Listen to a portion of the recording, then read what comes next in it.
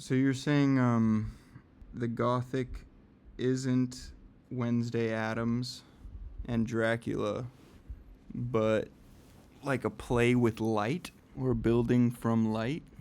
Because now I'm sort of starting to see how Moby Dick could be interesting.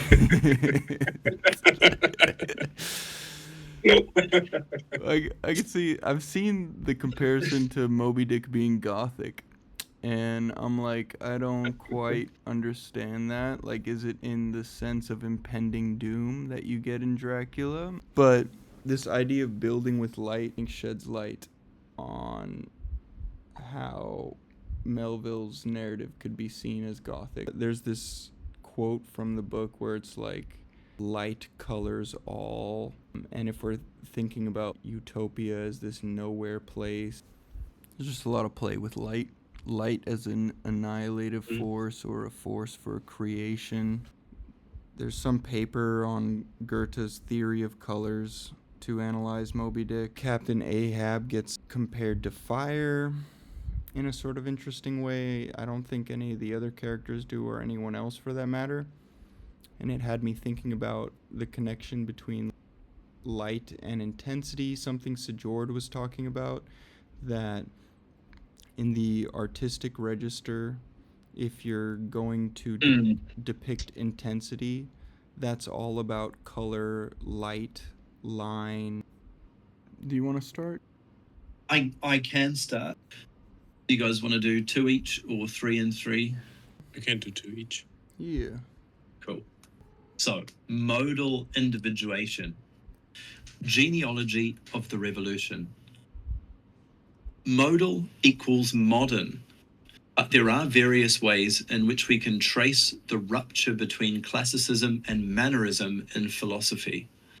Following Heidegger's interpretation of modern metaphysics, which he identifies first of all with Leibniz, we can determine modern philosophy as a transformation of being into operativity, desire, will, drang, and of representational truth into effective certainty, belief, perception, Vorstellung.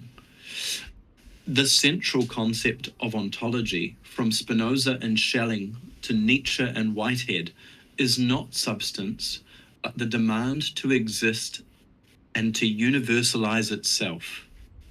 Only what is effective in one or more modalities is substantial or real, and thereby possible. In all its singularity is to know the consequences of its inner striving. Conatus, vis, appetitus, cupiditas. This is why James relates reality to success and seeks the proper verbal custom for the workableness of ideas, and why Soriao identifies being as a convergence of modes to be conquered in the form of work and drama, opera. The universal philosophical approach to all of reality, Soriao concludes, is to discern in all that is presented to us in the present or the past as fully made, a movement toward existence with the appearance of a work which involves instaurative forces down below, and appeals and iridescences, in short, an assistance of which the apparently inert object is evidence up above. As Soriao's formulation already indicates, however, modern here does not necessarily mean aesthetic or non-religious. In Opus Dei, an archaeology of duty, Agamben defines modern philosophy as an energetic operative ontology rooted in the total absorption of being into praxis. Esse in effectu, but he emphasizes that this mobilization of being, in the sense of its coincidence with its imminent causing and producing was prepared by the Christian liturgy, in which the mystery of divine presence had become a question of pure effectiveness or actuality, effectus. Accordingly, language acquires a mode of existence that is indiscernible from its realization in things.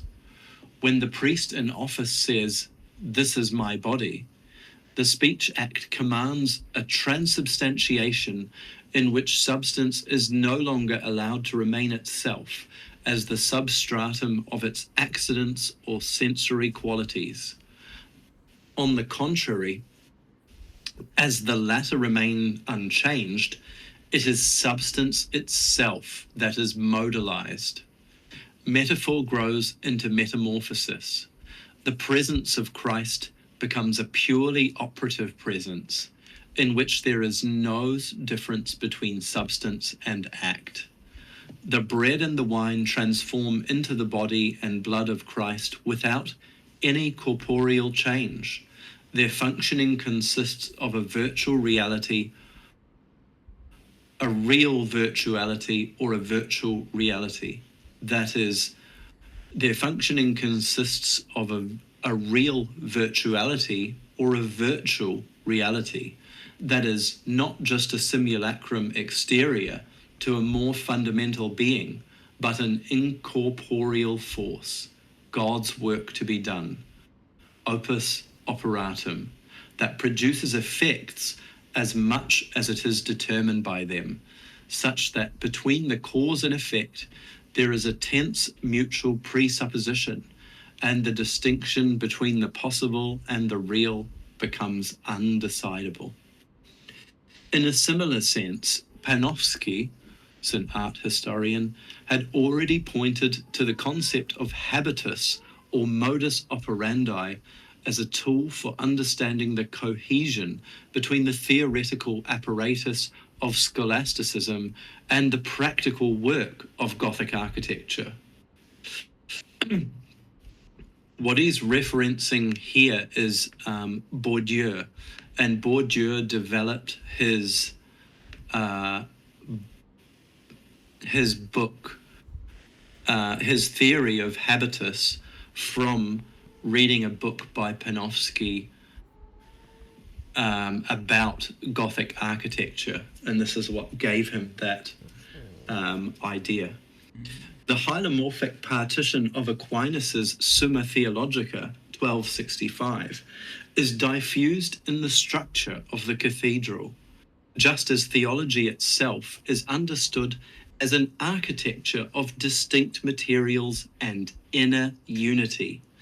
In both cases, what is at stake is the presentia realis of the soul in the body.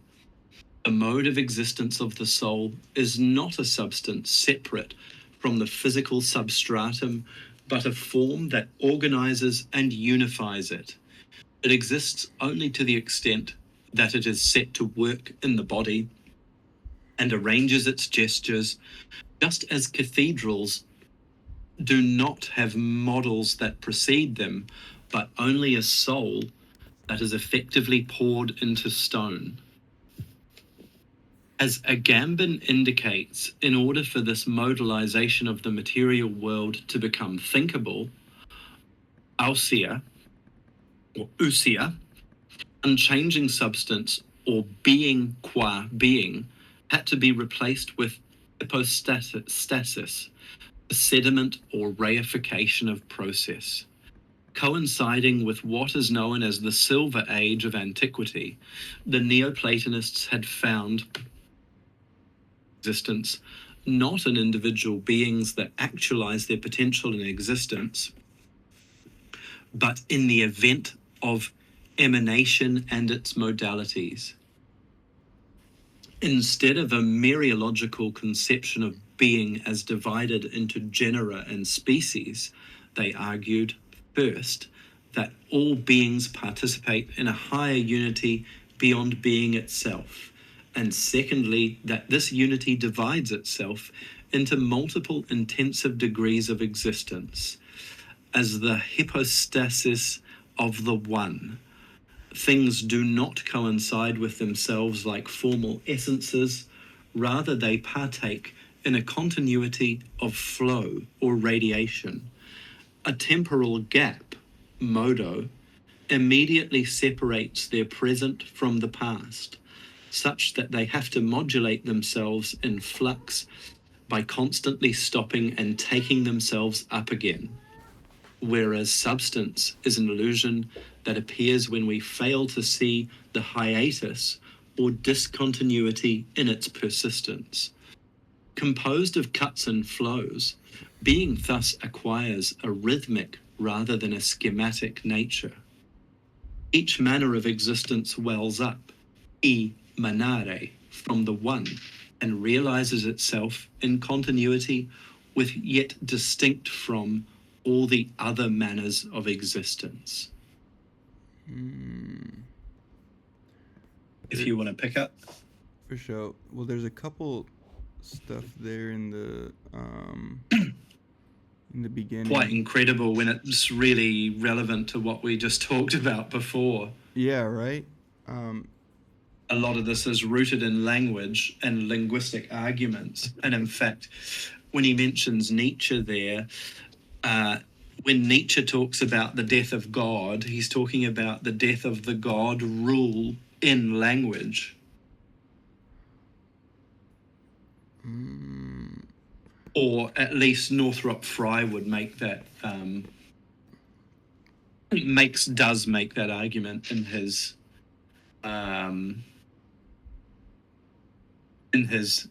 books. And then if you think about the different changes, I can give a commentary on one thing. Transubstantiation. Basically, in the Catholic Mass, when the priest blesses consecrates the bread and the wine literally become the body and blood of Christ. They do not change their form, but they are changed in substance. Yeah. And later on, if you can, this is a pure metaphor, right? And what happens next is after the Reformation, when the Protestants split, the Catholic Church is split, the Protestants then make the argument that when the bread and wine is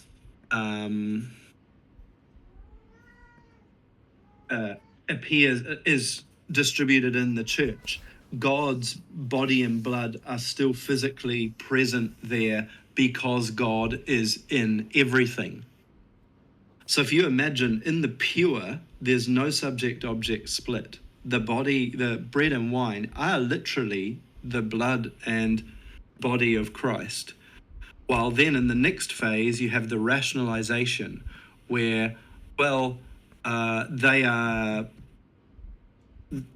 they are the body and blood because God is in everything. And then you'll have like a third phase where like that metaphor kind of falls down. Yeah. There is let's see.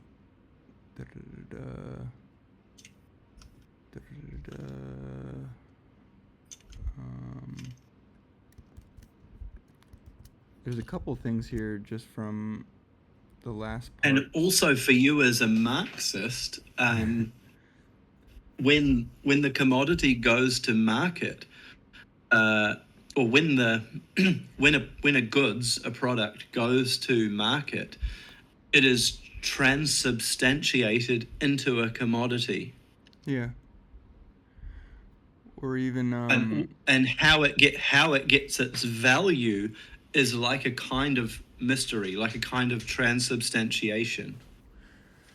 Yeah, there's that quote from Marx's the chapter from Capital, The Fetishism of Commodities. It's like the first line where Marx says, upon first glance, a commodity looks like an ordinary thing, but upon closer analysis, it contains metaphysical subtleties or something like that.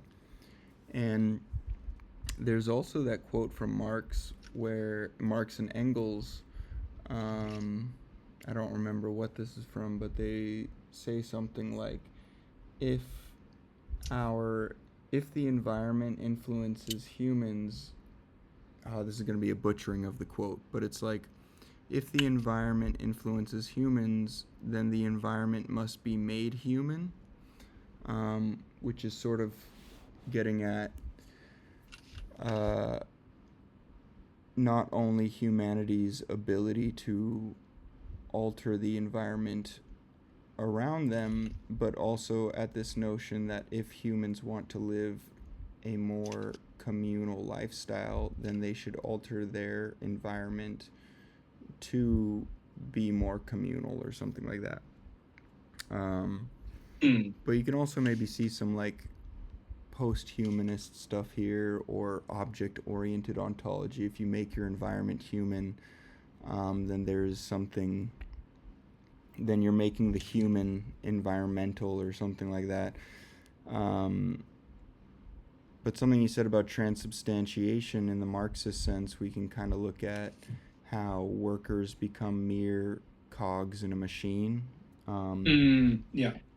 in a factory setting and stuff like that. But then even in that process, the machine becomes human, and like in that mechanical materialist age, there was a lot of metaphors where like a woman's womb was seen as machine-like and was actually used in pretty oppressive ways. But there is a couple things from here. Just Marx actually got those metaphors from Charles Dickens. Oh. And he was a great fan of Dickens because Dickens wrote a lot of books critiquing like factory society, factory settings where the people are described like just becoming a pair of hands at work and things like this. Marx loved Dickens's writing. He was, a great fan of it. You can find papers on this as well. Ooh. Yeah, I need to read some Dickens, because I do know that he writes on human alienation pretty well, but I haven't actually read anything by him yet. But some of the stuff in this chat, just in the first 2 pages of this section, touch on stuff that Sajord was talking about in our discussion, like the central concept of ontology is not substance, but the demand to exist and to universalize itself. I'm pretty burnt out right now, but I do remember Sajord talking about demand being a crucial concept, as like, I don't know, maybe something of actualizing the possible or something like that. But then there was also that quote, Agamben defines modern philosophy as an energetic, operative ontology rooted in the total absorption of being into praxis. And it was kind of interesting because Sajord basically used the word praxis and habit interchangeably, which I never thought of before, but it makes a ton of sense. If you're thinking about praxis as like theory in action, what is more theory in action than habit?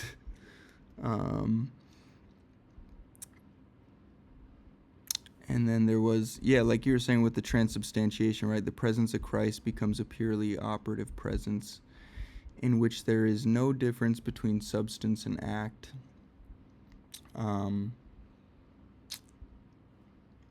Their functioning consists of a real virtuality or a virtual reality that produces effects. See, and that what you just said before is where I get some of my thinking of Mannerism as a work ethic.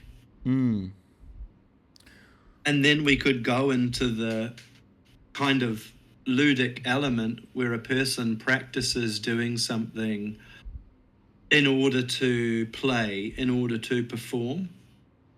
Ah. So like you learn how to play a musical instrument to free, like you learn how to play the piano, you have lessons and you practice to free yourself to play, or you learn how to paint to free yourself to paint a beautiful painting. Yeah. So there's a kind of thing about the way you face yourself towards towards the things.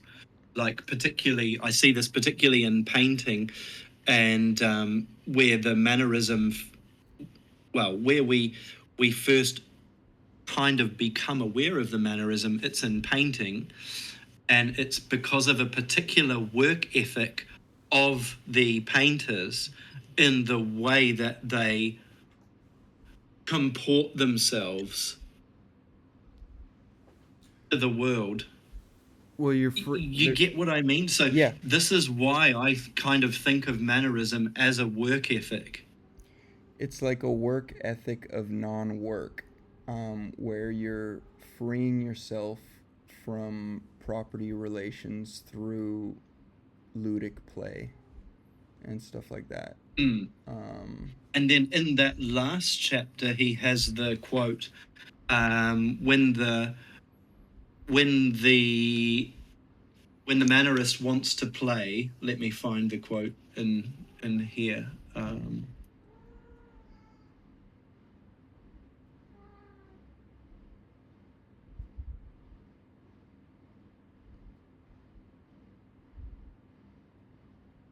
yeah, the freeing of property relations is interesting too. The mannerist plays precisely when he feels desperate. The classicist becomes serious when he wants to play. That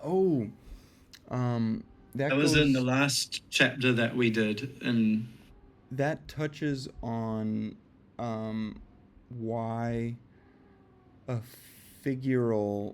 a past figure used in a present figuration is hysterical, too. Because hysteria is like a last act of desperation, and the mannerist is using the past figuration or the past figures in the high Renaissance period in the as a condition of the new in that mannerist piece of art, and there's something extremely erratic and exaggerated in the new mannerist art piece. and who's the philosopher? I don't know if it's Baudrillard or one of those French philosophers who has that strategies of like countering, where people will gamble like ridiculously because they're in a situation where they can't win, but they have two modes of trying to challenge the situation, the oppressive, crushing nature of strategies. Let me see who it is.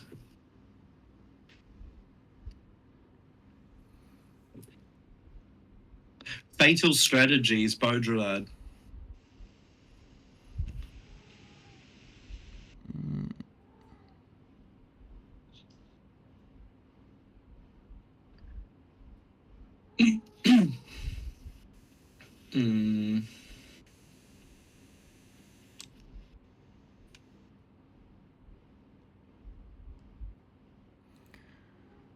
Yeah, though there's this part that he talks about here. The presence of Christ becomes a purely operative presence in which there is no difference between substance and act. That sort of touches on what Sir George was saying in our discussion about how mannerism tries to, I don't know if collapse is the right word, but it tries to collapse the difference between being and becoming. Um,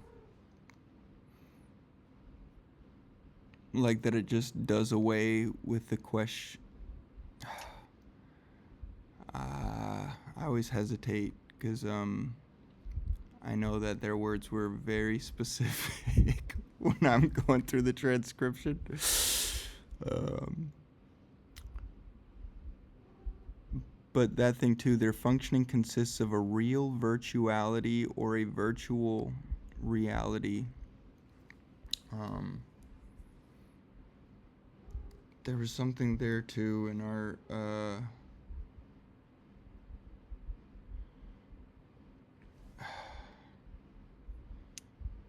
in the transcription about maybe it, or in our discussion where they were talking about, was it making everything virtual? I don't think so. I'm not sure. But this one right here, that produces effects as much as it is determined by them. That sort of relates to what we were talking about before, where Sajord discusses how there aren't really things that are individuated in themselves because everything influences everything else, and in largely unconscious ways. So we influence and get influenced by others endlessly. And so there's just this ceaseless blending that occurs.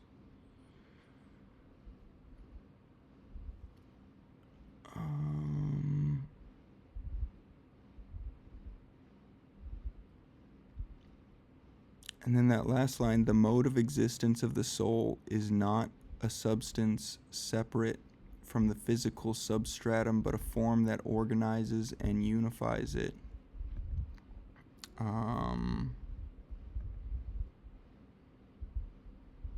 There was this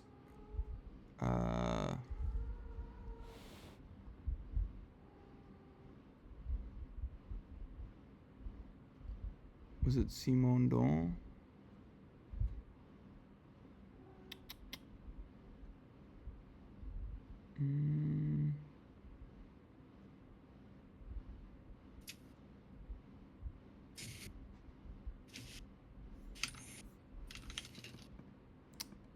Sorry, let me.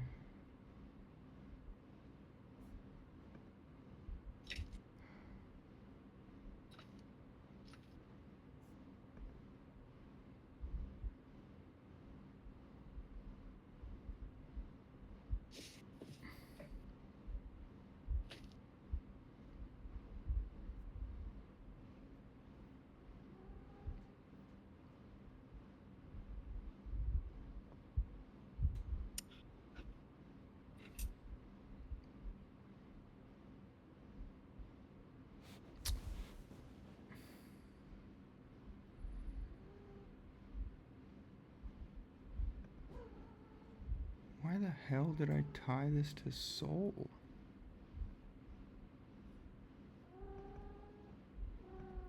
It's because of ontology?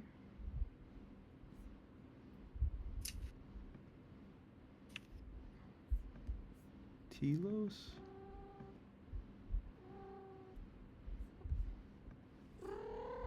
Mimi, go away.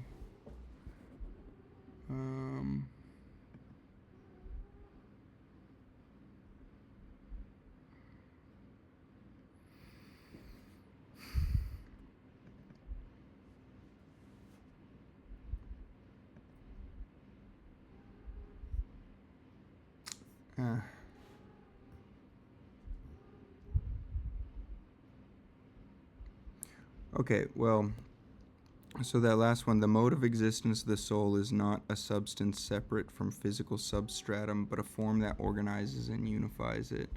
I feels like it sort of relates to this quote that Professor Sajord gave us from Simondon, that the notion of form must be dissociated from the hylomorphic schema in order to be able to be applied to the polyphasic being.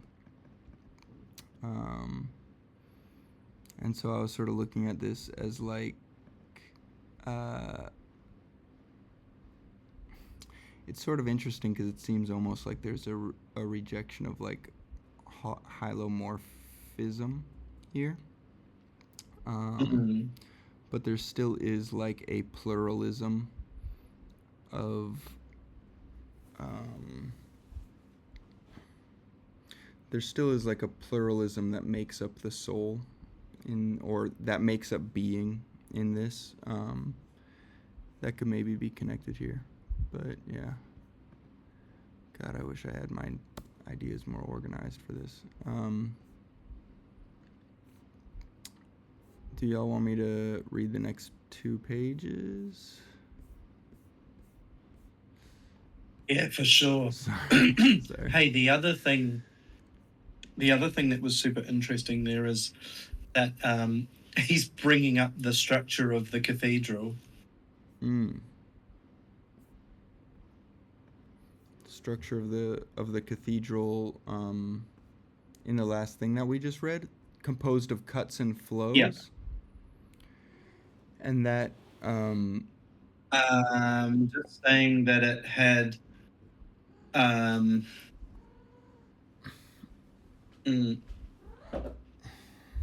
just as cathedrals do not, the mode of existence of the soul is not a substance separate from the physical substratum, but a form that organizes and unifies it. It exists only to the extent that it is set to work in the body and arranges its gestures, just as cathedrals do not have models that precede them, but only a soul that is effectively poured into stone. Oh, I feel like this. There's a lot of cathedral and architecture stuff in this chapter, like because he just brings up Panofsky's. I can't remember what the book was, but hylomorphic partition of Aquinas' Summa Theologica is diffused in the structure of the cathedral. But the actual, Aquinas writes that 1265, but the actual structure of the cathedral begins to appear. The cathedral is actually a building that was appropriated from the Romans, from the basilica, and it has a lot to do with the writings of a man called Abbot Suger, who was a French abbot who was living in the mid 11th century, and he wrote, he's basically the person who theorized about building with light, and the first Gothic cathedral, or what is regarded as the first Gothic cathedral, is a cathedral called Saint Denis, which is in just outside of Paris in a suburb called, and it's the very first cathedral to bring together all of the basically different architectural features developed around, and this was the first unified building to make use of all of the those elements, such as flying buttresses, the rose windows, and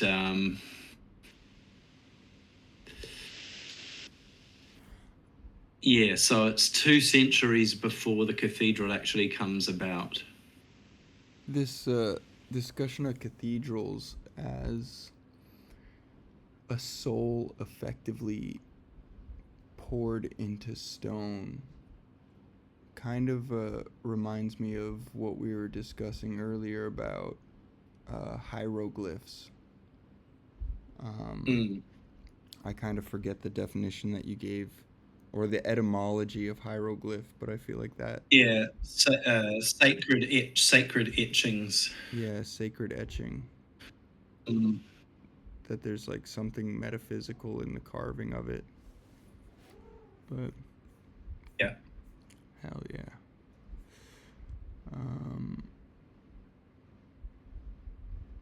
and maybe something metaphysical that can't really be deciphered, at least concretely, in the concrete. But I I'll try blitz through these 2 pages. In Yeah, go on. In Expressionism in Philosophy, Spinoza, Deleuze provides a similar genealogy of philosophical mannerism. In Neoplatonism, a part is no longer a component but an expression or explication, just as the whole of all manners is no longer totality but a complication. Of course, in the dominant strands of Neoplatonism, this immanence of the one and the many is all but complete. What had to be avoided was the hearsay of pantheism. The essence of each creature is that of an unknowable God. This means that, although being is no longer substance but dynamic progress, the relations of the composing parts must remain internal to the unfolding power. The one complicates the different modes of existence, yet even when it is explicated by them, it does not explicate itself and is not affected by its expressions. Its transcendence is warranted by a strict ontological hierarchy of categories and classes that still proceeds from the most general to the most particular. As a consequence, being remains equivocal and hierarchical. The effects do not transcend their causes, but the causes continue to transcend their effects. In this great chain of being, scala natura, the infinite ordinal series of degrees of perfection remains inferior to the maximally perfect thing, ens perfectimus, that is God. There is still the ultimate difference between being qua self, indivisible substance, and being qua other, modes, with each mode being, as it were, the analogical representation of the superior mode that precedes it. I'm just gonna copy this real quick so I'll remember later. Alright. Yet there are scattered moments in Neoplatonism when divine presence is tolerated at local levels of creation. Drawing on the work of his teacher Maurice de Gandillac, Deleuze speaks of zones of immanence in which being is equally shared or participated in by everything that is.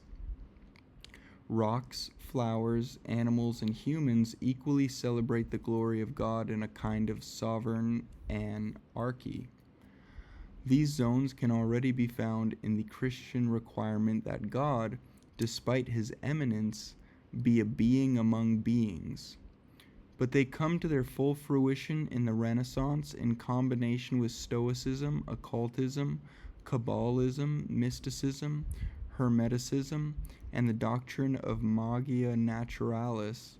In other words, the tradition that runs from Meister Eckhart to Nicholas of Cusa, culminating in Bruno. What makes these philosophical positions modern is precisely the extent to which they replace emanation and distant analogy with the immanent causality of modes, that is, an expression based on the immediate inherence of the copy in its model without any degradation.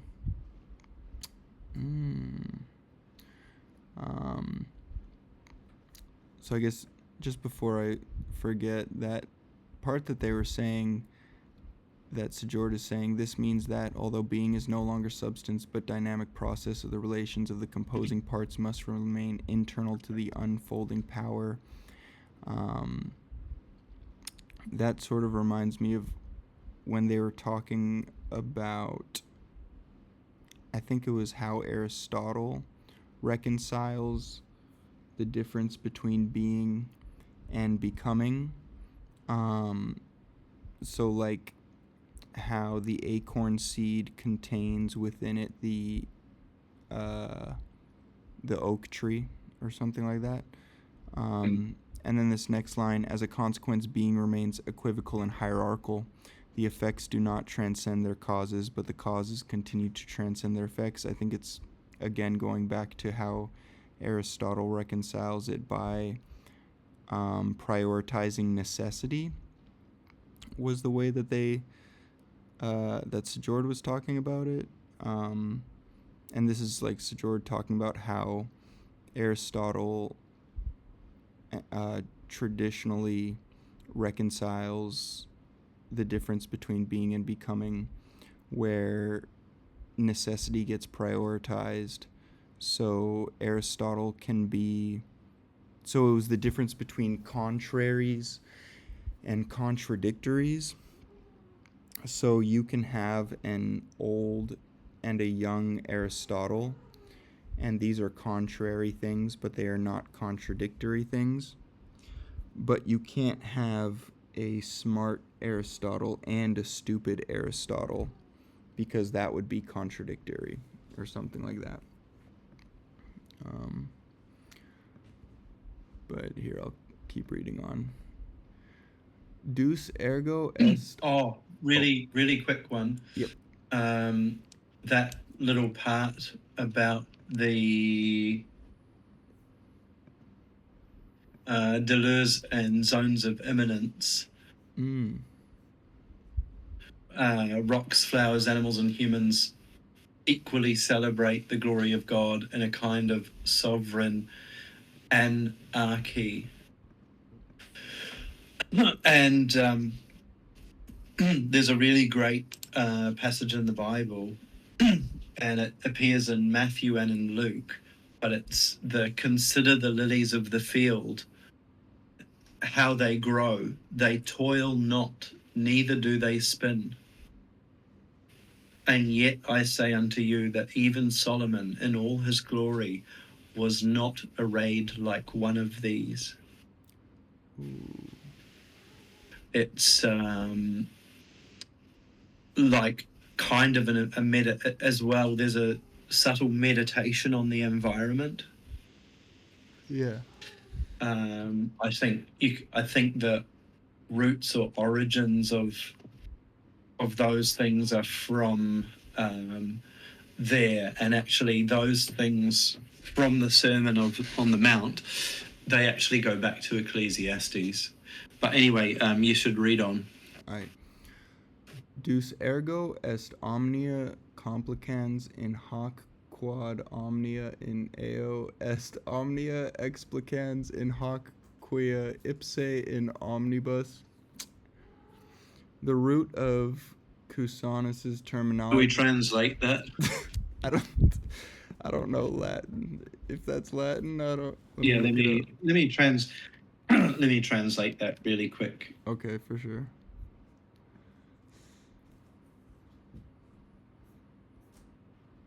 God, then, is the one who folds all things into this, because all things are in him. He is the one who unfolds all things into this, because he himself is in all things. And if you see, that's funny because it's something that we just mentioned before. I mean, it's also touching on that folding over and spillover effect of Mannerism. I really liked what Sjord talked about when he mentioned that eternal didn't really mean lasting forever, but it meant spilling over. It sort of shed a lot of light on that quote from Moby Dick to squeeze case eternally, where you... Gosh, I can't really tie it to my notes right now. My brain's kind of shot, but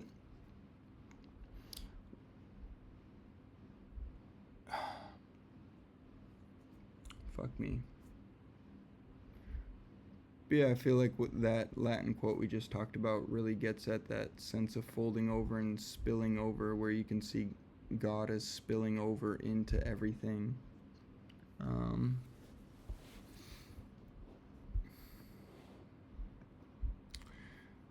right, though, I'll keep reading. The root of Casanus. The root of Casanus's terminology of complication and explication, placaire or folding, indicates that what is at stake is less an identity of essence between God and world than an equality of existence, so that God is nature complicative and nature is God explicative.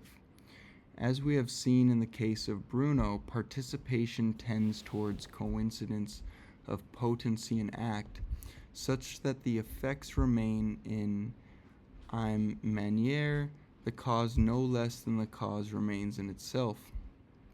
The one emerges as itself nothing but the infinite set of all possible relations between the modes, and each mode, being qua other, in its emergence, singularly implies a kaleidoscopic plurality of other modes or worlds in its manifestation of divine plenitude. In such a world, there is no one but always more than one, an original moreness or over-determinancy, or as William James would later define pluralism, things are with one another in many ways, but nothing includes everything or dominates over everything. And I feel like parts of that paragraph are getting at what Sajord talked about, how everything is more or less on an equal playing field of influencing and getting influenced. In that God and world than an what is at stake is less an identity of essence between God and world than an equality of existence. But here, I'll finish this paragraph and pass the baton. Complication, explication, inherence, and implication are the aspects of expression that make expression immanent and immanence expressive. For Deleuze, it is with Spinoza's conception of the expressive immanence of natura naturans to natura naturata that imitation or analogy become fully subordinate to genesis or production.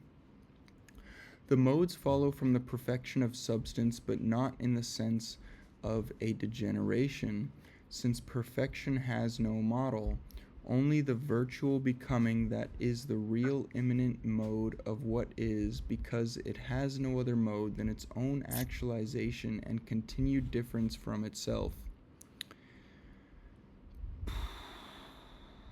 By reality and perfection, I mean the same thing, on the condition that only the real is possible and all possibility is equally real. Immanent expressivity thus doesn't mean that modes are unconditioned or self-causing, but that causation is immanent. Every mode is a degree of perfection or power, potentia, that implicates God as proximate cause, God as infinite or ultimate complication, but without being reducible to this cause, since the modes explicate their aggregate cause or reason and thereby express the linear sequence of efficient causality in their own way. While each mode passively presupposes a field of activity and is itself a multimodal individuation, it is active to the extent that it modifies this field through its own existence. With each explication, the modes fold back on, and thus further differentiate the power that remains implicit and irreducibly common in them. The fold is thus the minimal dynamic unity of being. Folding is a double articulation that implies the differences in a given domain. For example, a cacophonous continuum, a climate system, a text, a thought flow, and integrates them according to its internal structure. For example, a musical piece, a hurricane, an interpretation of philosophical concept, sometimes submitting this domain to a whole new topology.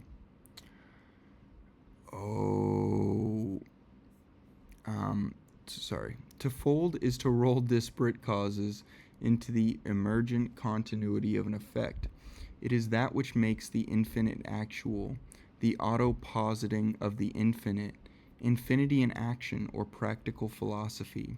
The effectiveness or operativity of God or nature emanates in its modal effects and is functional to them. Equal being is immediately present in everything without mediation or intermediary, even though things reside unequally in this equal being. So real quick, I don't really have an answer for this, but there is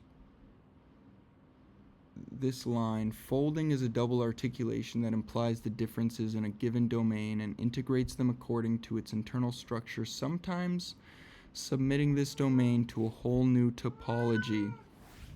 The idea of topology there, I feel like it might shed light on this notion that Sajord brought up in our discussion that, quote, Mannerism is a grid to approach the present. And this was something that they were looking to explore more politically. And it was something that I was wondering about, like how. What about Buck? That that kind of strikes me as like the Kantian transcendental. You know what the Kantian transcendental is, right? No. Like a kind of blueprint. So this is like, and the other really fucking sick thing there is I've just mentioned the verse, consider the lilies of the field, and that is deeply influential on Spinoza's idea of natura naturata. He basically lifts that straight from the Bible. It's the idea of nature going on. Consider the lilies of the field, they toil not, neither do they spin, they just keep growing. Like it's nature naturing, basically. Yeah. I mean, But like the Kantian people misunderstand, like the Kantian transcendental, like even to describe it as a blueprint is kind of like a not quite right, but it's the easiest way to describe it, where it's basically like a kind of grid, and like information comes into your brain and you process it, and then you process it like onto this like framework. Yeah. But you could also say your brain processes it onto a topology. Yeah. It's like it's kind of the same to me. Well, or at least there's a similarity there for me. Well, like Mannerism is Because and I'll just say to you, because you're aware of American transcendentalism, that's a completely different thing from the Kantian transcendental. They're not in any way like they're completely different concepts. Well, I feel like they were fairly influenced by Kant, but I don't really know Kant enough to say what. Yeah, I feel like that is correct, that they're extremely different, even though there is certain ideas that carry over from Kant.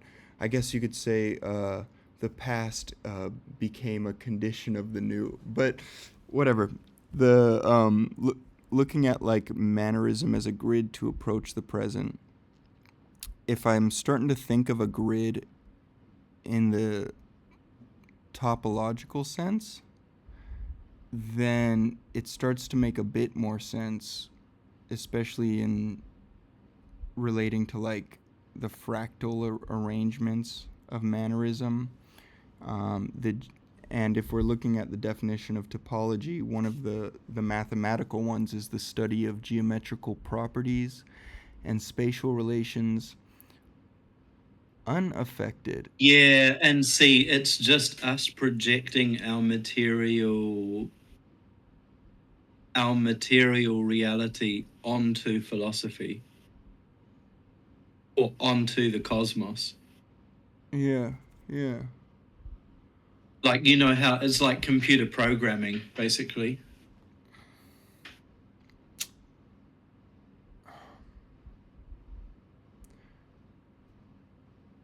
Yeah, I still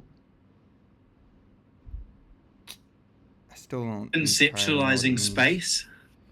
Yeah, that's another one.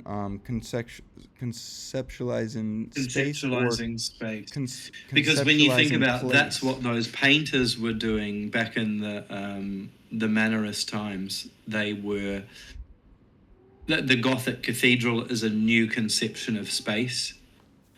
Like if you think about architecture as creating space, but now the main architects are actually digital architects Yeah.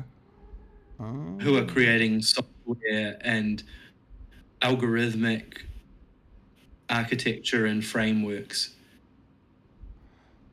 Huh. And as humans, we have this I don't know if the word's proclivity or habit of projecting our material reality around us onto like the cosmos or God or our philosophical frameworks.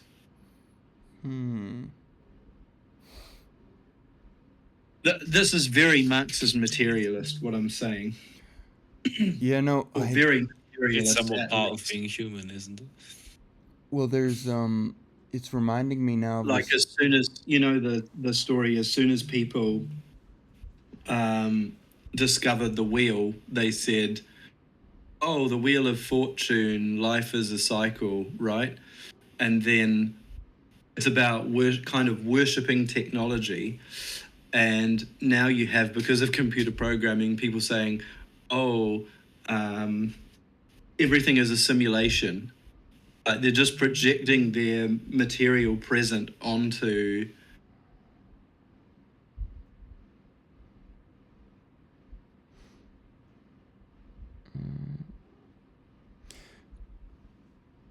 There is something here. The second part of the mathematical definition is that there's spatial relations unaffected by the continuous change of shape or size of figures, which kind of annoyed me at first because I'm like, I don't entirely see how it's getting at something unchanging, but something that you just said reminded me of something Sajord said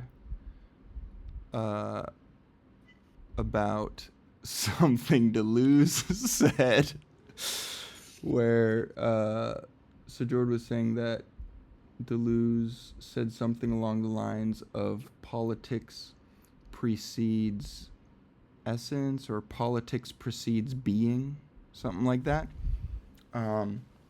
Where basically, and I feel like it was getting at that idea of that even before certain subjects, there's already these figures that were laid out, or even how most of existence doesn't pertain to subjectivity, that there's so much that goes into making the subject that has nothing to do with subjectivity, like say the food that we eat every day, and all the other sort of arrangements and forces.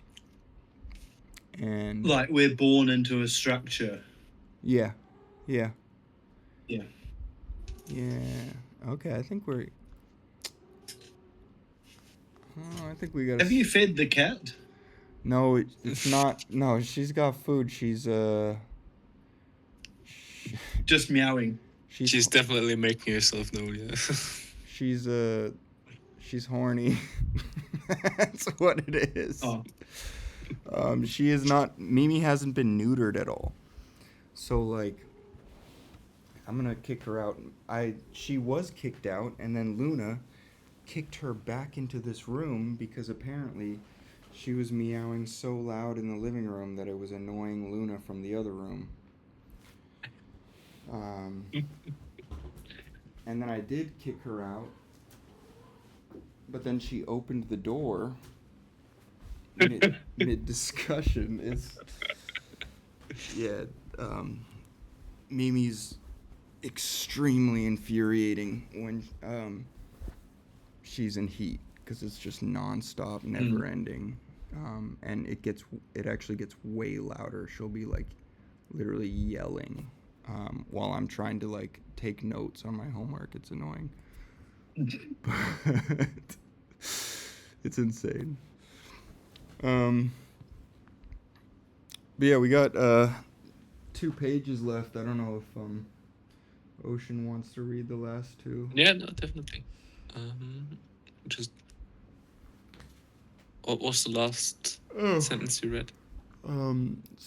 Last sentence I read was unequally in this equal being. So you're gonna start at. Yeah, I found it. Okay. Yeah, thank you. No worries. Okay. So still there remains a last vestige of classicism, even in Spinoza. For all the equivocity, and analogy are expelled in theory, and common nature is no longer conceived anterior and indifferent to its individuations, as was the case in Duns Scotus. A practical asymmetry between a substance and its modes nevertheless remains. For substance is causa sei, whereas modes are not. Substance is capable of existing independently of its modes. Its existence follows from its essence, whereas modes cannot exist independently of substance. They have no essence. The distinction or distance between substance and modes is not itself modified by the modes, such that remnants of the subject predicate from remain at work. We got modalities all the way down, with modes everywhere, inferior to and supervising on substantial interactions. But that which the modes are modalities of, the being that is implied by them, its necessary law and order, continues to meditate its expressions. That is to say, nature is an infinite causal chain with multiple modes, but the modes do not multiply nature with their own causal histories. For Mannerism to break its ties with classicism and pass into modernism, and for the modal relations to be freed from internal relations of resemblance, an ultimate reversal is necessary by which modes no longer revolve around substance, but substance comes to revolve around its modes. Only if the one participates in the modes without reserve, and the modes express a power that remains entirely unconditioned by the identity of the one, can we truly guarantee that the whole is effectuated exclusively by the different ways it is enveloped in each of its explicit parts. For every expression is both explicitation and implicitation, and thus evolves a dialectical, transfinite movement, an involuted process in which all that remains is difference itself. As Agamben writes, immanence must be dislocated in itself and acquire an absolutely immanent alterity. Or in Deleuze terms, that identity not be first, that it exists as a principle, but as a second principle, as a principle become, that it revolves around the different. Such would be the nature of a Copernican revolution. Unlike Kant's patholematic counter-revolution, in which the modes are only emancipated from substance in order to be enclosed again in the subject, this world would be a revolution that never cease to resolve. According to Deleuze, it was Nietzsche who most completely articulated this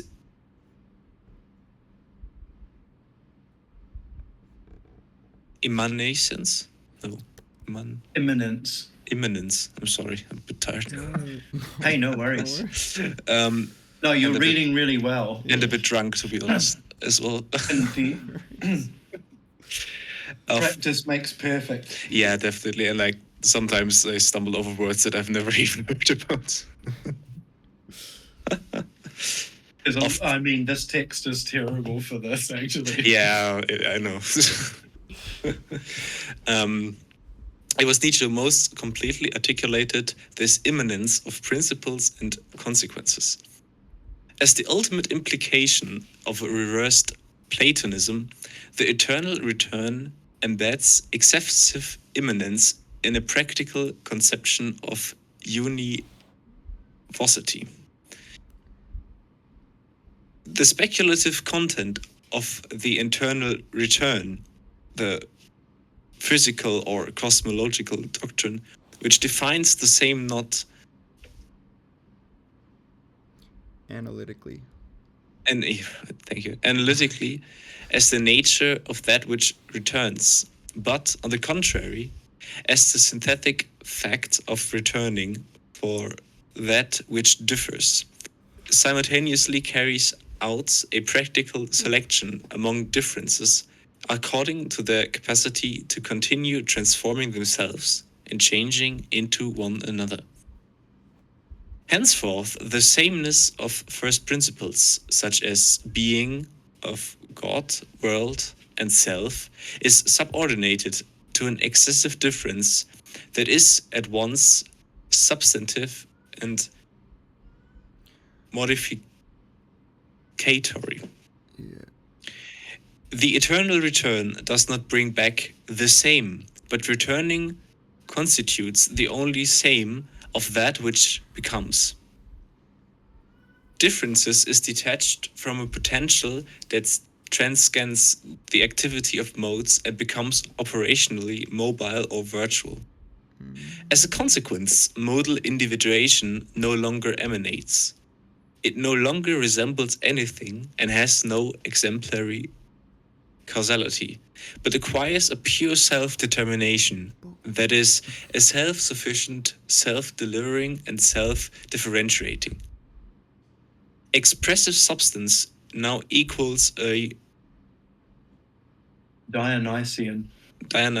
constructivism, an abstract machine utterly devoid of any unity, in which passive and active, imperfect and perfect, the finite and the infinite, theory and practice becomes indiscernible. The double demand of expressive immanence and univocal being is precisely what constitutes a philosophical mannerism. Modes mutually implicate one another and persist, but not immutably like substances, which means that no mode is entirely internal to another. If the modes come before substance, then repetition precedes difference and selects and links differences. Repetition can be the temporal or durational from difference takes as substance. But as an expression of becoming, every mode contains its own recursive causality, such that only the actual entails the immediate future, and not the casual I don't know that one. concatenations Concatenations. of the past that have led up to it, even if they remain a necessary part of it. To speak with Whitehead, a mode creates actuality in its own way. It is a unique conjunction of disjointed efficient causes, the internal determination of history, and final causes that modelize the relation between condition and result, the external freedom that belongs to becoming. Efficient causation expresses the transition from actual eternity to actual eternity. Actual entity. Oh, yeah, I'm sorry. From actual entity to actual entity. And final causation expresses the internal process whereby the actual entity becomes itself. We thus have causal series flowing in both directions, from the future to the past, causes, as much as from the past to the future, B causes. Oh shit. Only when substance becomes process and existence is fully temporalized, when difference proceeds by differing through repetition, when unity and multiplicity, or the whole and its parts, finally coincide in the perfection of each and every single expression, then the universal is said of the most singular, independently of any mediation. In its purity, immanence means nothing if not this incessant springing forth of a multiplicity that remains Vertiginously. virgin. That was a wild one. That was- Like vertigo, it means dizzyingly. Okay, within itself. Wonderful. like the Burj Khalifa. You'd feel vertiginous if you went up to the top of that. Yeah. That's for sure. Like who's the Katie Holmes man? I'm in love with Katie Holmes, that guy. Tom Cruise. Apparently there's a photo of Tom Cruise at the very Tom top. Cruise. Yeah. Tom There's a photo of him at the very top of the Burj Khalifa, Oh. which is wild. So he's the tip of the sword. Tom Cruise is we get Honestly. Tom Cruises all the way down. High school English You know, really there's- doesn't prepare you for reading something like no. this. Hey, I couldn't should- read it in German, so Yeah, well, I maybe like I should send this PDF to my like English teacher and say something to the likes of whatever you did in your lessons, you did not prepare me for the real world.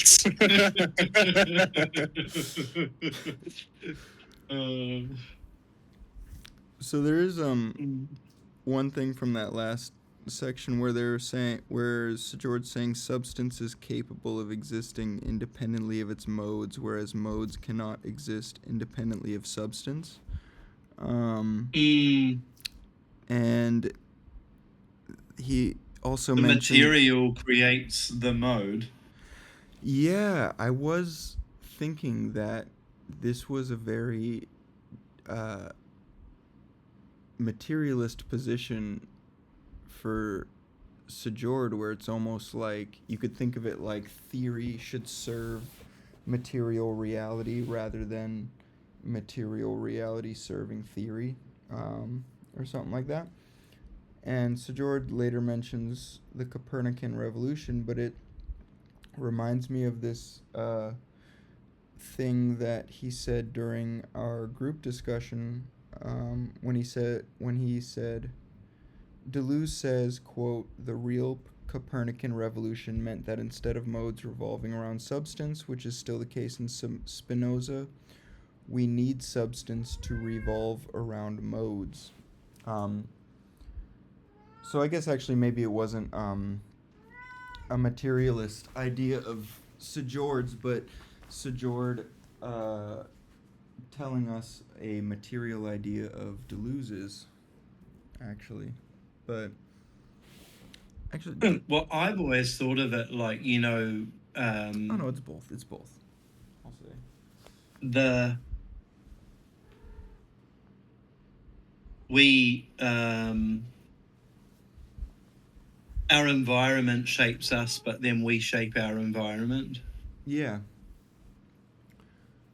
We or people like McLuhan say we shape our tools and then our tools shape us, and it's like a stepping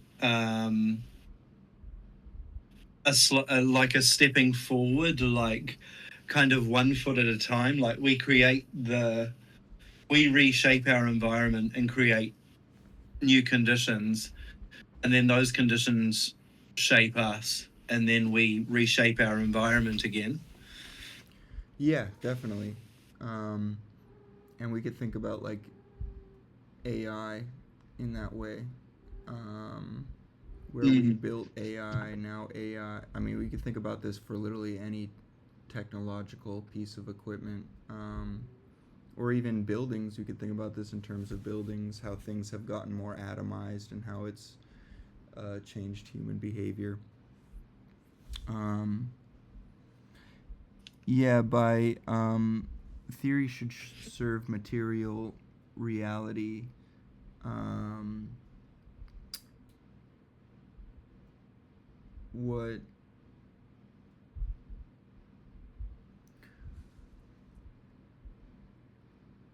I don't know. It's basically that is totally it. It's that, dialectical materialist position. We shape our reality and our reality shapes us. Um, Mm. and I guess looking back at this quote, this it is like a materialist idea that Sejord has, where when Sejord says substance is capable of existing independently of its modes, whereas modes cannot.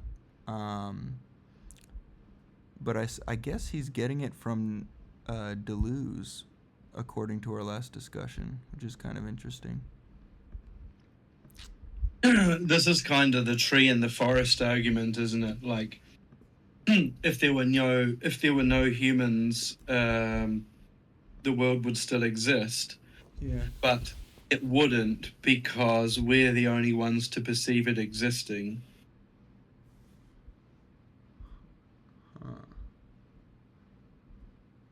You know what I mean?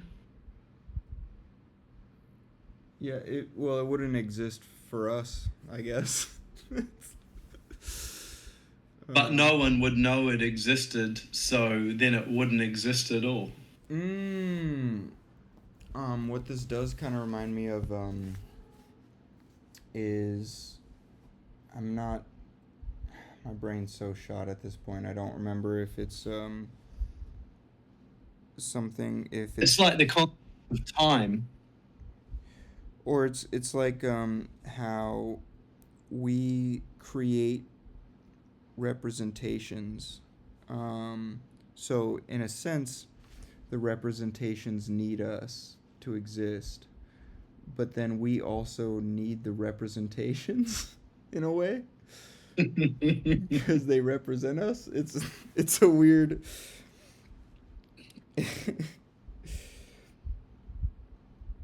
It's dialectical, you see. And the other thing this made me think of is that mannerism is like kind of the uncomfortable tension between immanence and transcendence. Yeah, Sejord talked about something here, which Emily in the only other person I've seen talk about it is Emily in Montreal. I think they might have been like lobotomized them woo at that point, but they were saying that the Who is this Emily from Montreal? Oh, you haven't. They used Were to they be- on XE? No. So they first started out as Catboy. Do we need to get them on our server? Um. Yeah, I think it would be really awesome if they came on the server, but I don't see them. Um, Doing it. I don't see them doing it. You should Yeah. reach out to them and see. I have. They said no. Have you? Oh. Yes, they said Oh. no. Period. And I'm like, fuck. Which is exactly what I was expecting, but I decided, fuck it, I'll ask anyway. You know. But they started as Catboy Deluxe, and they were making memes about, you know, they made a fuck ton of memes, but probably one of the more memorable ones, because I saw someone discussing it in this server, was the pissing at Applebee's memes, that you should destitute yourself by pissing publicly at Applebee's. And they ran the Nomadic War Machine server, which is where a lot of us came from. And yeah, So they don't have a server or anything anymore. no, they just deleted it like out of the blue, all of a sudden. How funny! What a coincidence! Which Do you is- know anybody else who did something strange like that? Yeah, right. I mean, it's interesting because this person, they just kind of do that. Like, they deleted the Catboy Deluxe account out of the blue too, and then started the lobotomized Thembo account and had a complete overhaul of their ideology, and then, you know, gave up that. Now It's they're called Ricorso. yeah. You know, they're in a whole it's so interesting. They've done like a total complete reordering during their transition and stuff. But it would be awesome to get them on the Discord because they have a lot of interesting Hot memes. Yeah, they got hot memes. They got interesting stuff to say. They got, I mean, when they started the Nomadic War Machine server, they originally had like 20, 30 people in the reading groups at a time. Which was insane. But I think that's also because it was like, I think a lot of this really did have to do with our material reality. Like, it was height of COVID. Everyone was trapped at home on their laptops. So, Yeah. you know, all the theory people started congregating into different things. I like that line from Sajord here, though. We get modalities all the way down. I don't know if you've heard this idea of, like, there's different conceptions of the universe. One of the craziest ones and one of my most favorite ones is that it's just turtles all the way down, that Earth is a turtle. And so then people go, well, what's beneath the turtle? And you go, well, it's just another turtle. And they go, what's beneath that one? Well, it's just another turtle is beneath that turtle. And so it's turtles all the way down. I don't know. That's my personal belief.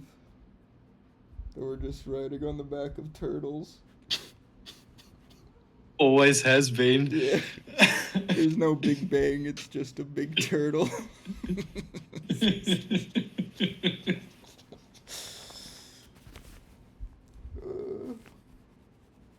The turtle is the center of the universe. Yeah, shoot. I should, here, I'll stop this, recording.